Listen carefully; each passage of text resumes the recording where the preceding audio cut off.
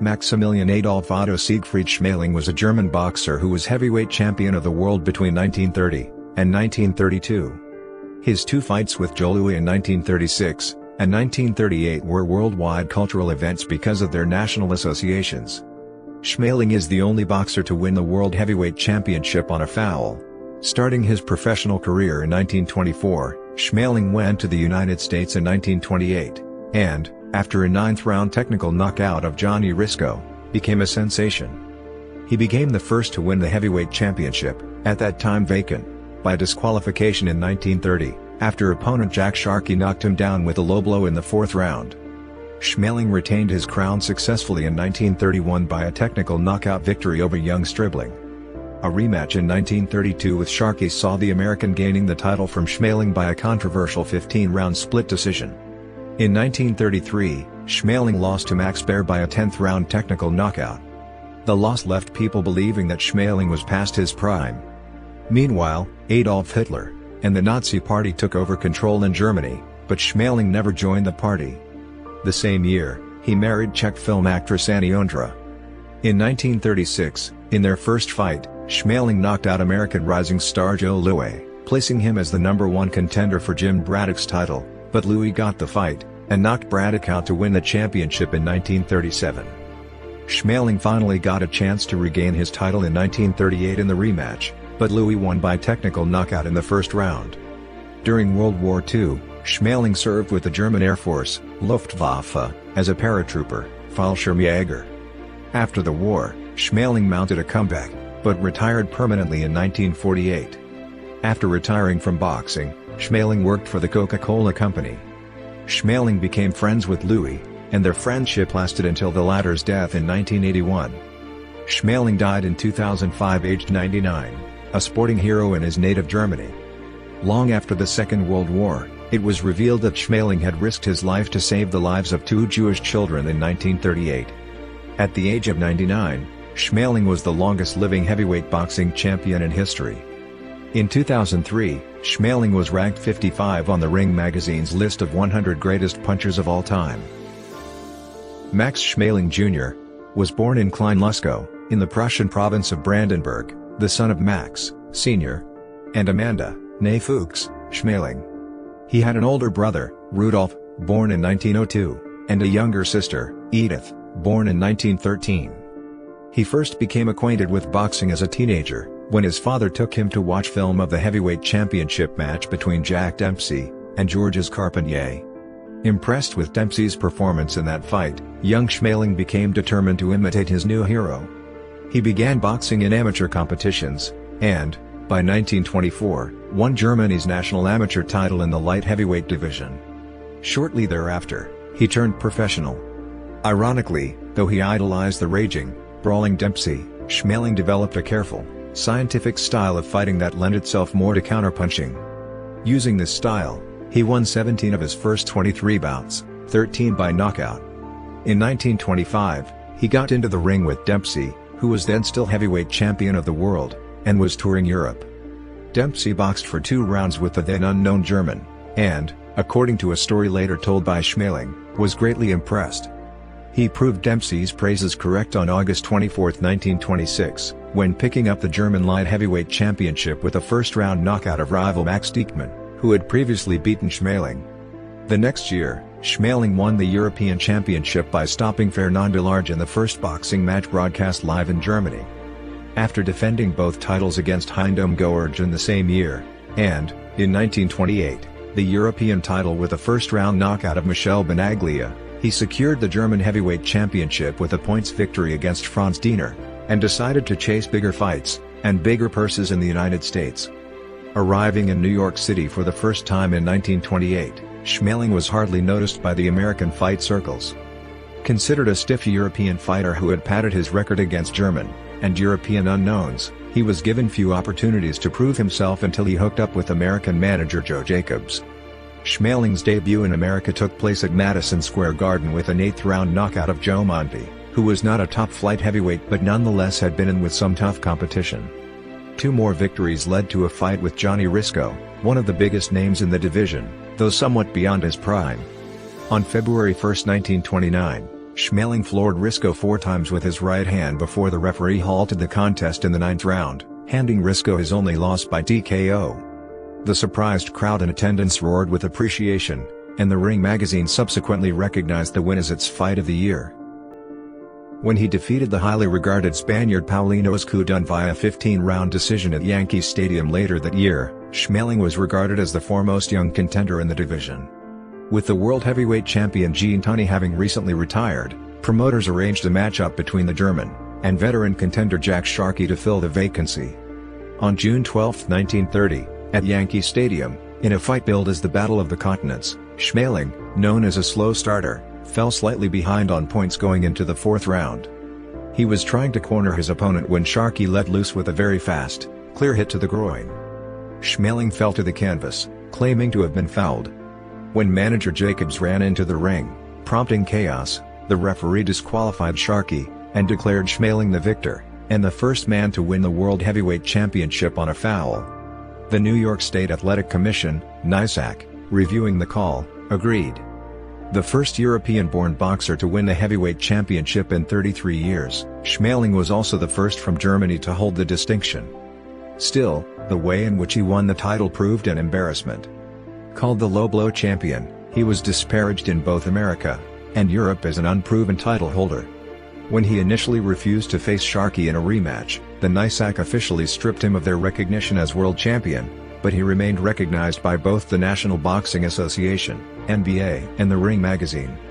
Most of the criticism faded after Schmeling's first defense, a 15-round TKO over Young Stribling, a future Hall of Famer with 239 wins to his credit by 1931. In order to solidify his title as undisputed, Schmeling signed a contract to face the Boston Gob once more. On June 21, 1932, the championship picture became even more muddled when Sharkey won a highly controversial split decision, taking the championship. Many in attendance, including former heavyweight champion Jean Tunney, and the mayor of New York, felt that Schmeling had proven himself the better man, and was robbed. In losing the championship, the German had elevated his reputation in the minds of boxing fans. When Schmeling faced Mickey Walker, the future Hall of Famer who had recently held Sharkey to a draw that many felt Walker deserved, it was thought that this fight was for the real heavyweight championship. Walker, a former welterweight, was a popular slugger who had won championships in 2 divisions but was at a considerable size disadvantage against the European. Though Walker took the lead on points, Schmeling dealt out a beating as the fight progressed. After 8 rounds, Walker's corner threw in the towel, confirming Schmeling's status as the leading heavyweight in the world. With the coming of 1933, however, Schmeling's image in America began to take a decided turn. In 1932, the Nazi Party became the most powerful political force in Germany, and its ideologies, voiced by party leader Adolf Hitler, overflowed with anti-Semitic tendencies. Major American cities such as New York had large Jewish populations, who worried over what the party could mean for people of their religion in the future. Schmeling, because he was German, was viewed as an extension of Hitler's plans for world domination. When he was slated to fight heavy-hitting contender Max Baer on June 8, 1933, he immediately became the bad guy in the eyes of fans. Baer, who did not practice the Jewish religion but had a Jewish father, came into the ring wearing the Star of David on his shorts. Promoter Jack Dempsey played up this angle, and suddenly the fight was viewed as Baer defending his faith against the prejudice of the Nazis, represented reluctantly by Schmeling. Thrown off of his game in part by the bad publicity but also because of Baer's wild, brawling style, and frequent fouls, including backhand punches and rabbit punches, Schmeling was thrashed after 10 rounds before nearly 60,000 onlookers at Yankee Stadium. When the German took a battering against the ropes in the 10th, the referee leapt in to stop the fight. The fight, combined with a follow-up loss to contender Steve Hamas early the next year, left many wondering if Schmeling was still a world top-class fighter. Returning to his native Germany, Schmeling won 3 of his next 4 fights, with 1 draw, including knockout wins over first Walter Nussel, then another avenging his previous loss to Steve Hamas. However, many among the American press and fans remained unmoved on the idea of rooting for Schmeling in light of the Nazi Party's behavior. Articles continued to be published declaring the German washed up, a has-been, or a Nazi puppet. When he was matched with undefeated boxing sensation Joe Louis in 1936 for the Germans' first fight on American soil in more than 2 years, he was clearly the betting underdog, considered an aim opponent for Louis to roll over on his route to the title. Nevertheless, he was the number 2 contender for the title behind Louis. Prior to the match, Schmeling carefully studied films of Louis' prior fights, dissecting apparent flaws in the Detroit fighter's technique. Among the weaknesses he noticed was the fact that Louis lowered his left hand after throwing a left jab. In the ring, Schmeling exploited this subtle flaw to his own advantage, countering nearly every Louis jab with his best punch, the right cross. The fight proved to be a competitive, hard-hitting affair for the first 3 rounds, but, in the 4th, a counter right from the German dropped Louis for the first time in his career. Though Louis rose, he was badly dazed for the remainder of the fight. For a further 8 rounds, Schmeling battered Louis, often standing toe-to-toe with the vaunted puncher, and landing that same right hand to the jaw repeatedly. In the 12th, he sent the American tumbling to the floor once more, and this time Louis could not recover. He was counted out on the floor, and Schmeling had scored the most talked-about sports upset of the year. Now the unexpected number 1 contender for the heavyweight crown held by Jim Braddock, Schmeling looked forward to his chance to become the first fighter to regain the world heavyweight title by winning the fight with Braddock that had been scheduled for that September. The fight was postponed, however, when Braddock injured his hand in training. Rumors existed that the fight's organizers were stalling, afraid of the negative publicity that would be generated over a perceived Nazi getting a shot at the world's title. When it was confirmed that Braddock's managers were in talks with the Louis camp, the New York Commission officially released an order for Braddock to fight Schmeling for the title. Any other fight, with Louis or otherwise, would not be recognized by New York as being for the championship. The Madison Square Garden Corporation, the largest promotional company in the sport at the time, even attempted to get a legal injunction against a Braddock-Louis fight. Louis was not on their roster. Nonetheless, in February 1937, Schmeling received the news that the champion had indeed signed to defend his championship against Louis. A furious Schmeling protested, but to no avail, and he was forced to watch from ringside as Louis knocked Braddock out, and gained the championship. Sorely disappointed, and convinced that he would never receive his chance at redemption, Schmeling fought just once more in America, an 8th-round knockout of future contender Harry Thomas, before returning to Germany. In his native land, Schmeling was regarded as a hero, and promoted by the Nazi propaganda machine as a perfect example of German supremacy over the rest of the world by virtue of his defeat of the current champion, Louis. The government ordered parades and rallies in his honor. He became a friend to Hitler and other powerful figures in the government, and also a popular subject of newspaper articles and films. He continued to press for a chance at a rematch with Louis, and in the meantime padded his record against overmatched fighters Ben Ford and Steve Dudash. In 1938, champion Joe Louis announced that he would face Schmeling for the title. The rematch became an instant international sensation. Many clamored impatiently for its happening, but others, afraid of international tensions and the possibility of Hitler taking over the championship, protested. The controversy and ballyhoo led to the event becoming the most anticipated boxing match since the rematch between Dempsey and Gene Tunney, or possibly earlier.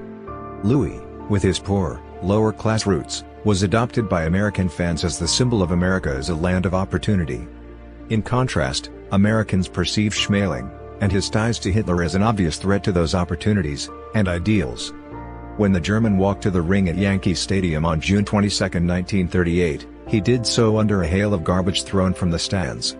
Louis came out blazing in the first round, and Schmeling tried to counter-punch as he had in the first bout, but to no avail.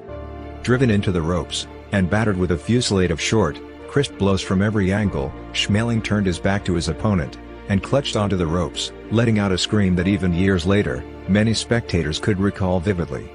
Schmeling later said that he screamed because he had been hit with a blow to the kidneys. Schmeling's knees buckled under the punishment, and referee Arthur Donovan pushed Louis away, beginning a count on Schmeling. Schmeling reluctantly stepped away from the ropes, and Donovan allowed him to continue. A few punches later, Schmeling was knocked down again. From then on, he was helpless. He rose but fell moments later, and Donovan stopped the fight. Many years later, in 1975, Schmeling said, "Looking back, I'm almost happy I lost that fight. Just imagine if I would have come back to Germany with a victory. I had nothing to do with the Nazis, but they would have given me a medal. After the war I might have been considered a war criminal." When he returned to Germany after his defeat by Joe Louis, Schmeling was now shunned by the Nazis.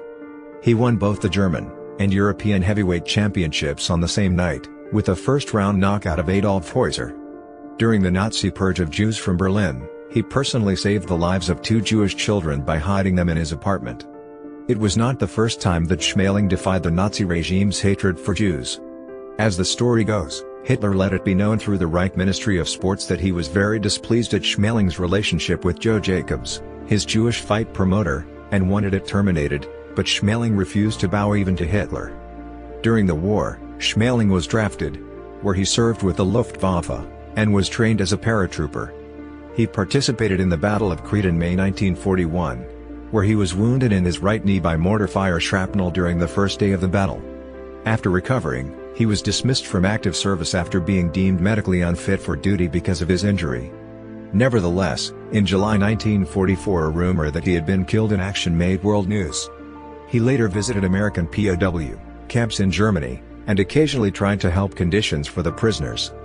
By early 1945, he was spending his time giving exhibition bouts against former British Free Corps member Eric Pleasance in German officers' messes. After the war, Schmeling settled in Hamburg where in 1947, strapped for money, he embarked upon a moderately successful comeback in boxing, winning 3 of his 5 bouts with 2-point defeats before re-entering retirement for good in October 1948. Schmeling became a successful mink, chicken, and tobacco farmer in the early 1950s. Towards the end of the decade, after multiple meetings with the Coca-Cola Company's offices in Germany, Schmeling became the face of Coca-Colonization, and Coca-Cola's re-entry into Germany. Before long, he owned his own bottling plant, and held an executive's position within the company. Schmeling helped bring vending machines into use in Germany. He became friends with Joe Louis, and, although they were never close, he assisted his former rival financially in his later years, eventually financing his funeral in 1981. His wife of 54 years, the Czech-born actress Anny Ondra, died in 1987. In 1992, he was inducted into the International Boxing Hall of Fame. His autobiography, Max Schmeling, an autobiography, was published in 1994. He lived his remaining years as a wealthy man, and avid boxing fan, dying on February 2, 2005, at the age of 99. In 2010, a bronze statue of Schmeling was erected in Hallenstedt. Schmeling received the following honors: German light heavyweight champion 1926–1928, European light heavyweight champion 1927–1928, German heavyweight champion 1928, World heavyweight champion 1930–1932, European heavyweight champion 1939–1943. Schmeling lived in Stettin, Germany, now known as Szczecin, Poland. A band from this city, the Adolphs, recorded the song Max Schmeling on their album Lask over Rock, 2000. In a season 9 or 10 episode of Law and Order, Schmeling's name is mentioned when the detectives are looking for a certain gun.